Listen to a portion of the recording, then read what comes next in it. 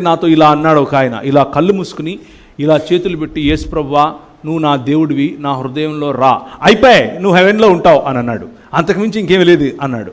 Okay, బాగానే ఉంది, అది ఒక మొదలు, దట్స్ అ షురువాత్, it's a beginning. But what after that? ఆ తర్వాత ఏంటి? ఆ తర్వాత ఏంటి? ఏమీ లేదు, జస్ట్ ఇట్లా పెట్టాలి, యేసు ప్రభువా నా హృదయంలోకి రా అనాలి, అంతే, టపా అయిపోయింది, ఇంకేమీ లేదన్నాడు. ఓకే, బాగానే ఉంది, బాగానే, ఓకే, దట్స్ ఓకే సార్, కానీ ఆ తర్వాత ఏంటి? ఆ తర్వాత మనం ఏం చేయాలి? ఏం లేదు, బైబిల్ చదువుకోవాలా, ప్రార్థన చేయాలా, భక్తిగా గుడికి రా, అంతే అన్నాడు. బాగుంది, ఆ తర్వాత ఏంటి? దానివల్ల కలిగేది ఏంటి? దానివల్ల నేనేం చేస్తాను? లాస్ట్కి ఆయన చెప్పిందంటే ఏమి లేదయ్యా, నువ్వు పరలోకం పోతావు అన్నాడు. ఓకే, పరలోకం పోయి నేనేం చేస్తాను అని అంటే, నువ్వు ఇట్లా క్వశ్చన్లు అడిగితే ఎట్ట నన్ను, నువ్వు రావాకు రేపటి నుంచి అన్నాడు. నువ్వు రావాకు, నువ్వు రావద్దు ఇంకా, ఎందుకంటే నువ్వు పరలోకం పోయి ఏం చేస్తావు అంటున్నావు, ఏం చేయం, ఇట్లనే చర్చ్ సర్వీస్ నడుస్తూ ఉంటుంది అని చెప్పినాడు. ఒకరి తర్వాత ఒకరు చర్చ్ సర్వీస్ నడుస్తూ ఉంటుంది. What a shame!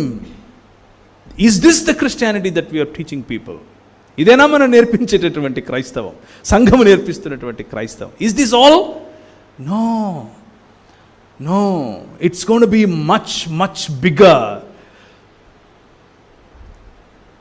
పరలోకమందున్న మా తండ్రి, నీ నామము పరిశుద్ధపరచబడును గాక, నీ రాజ్యము వచ్చునుగాక.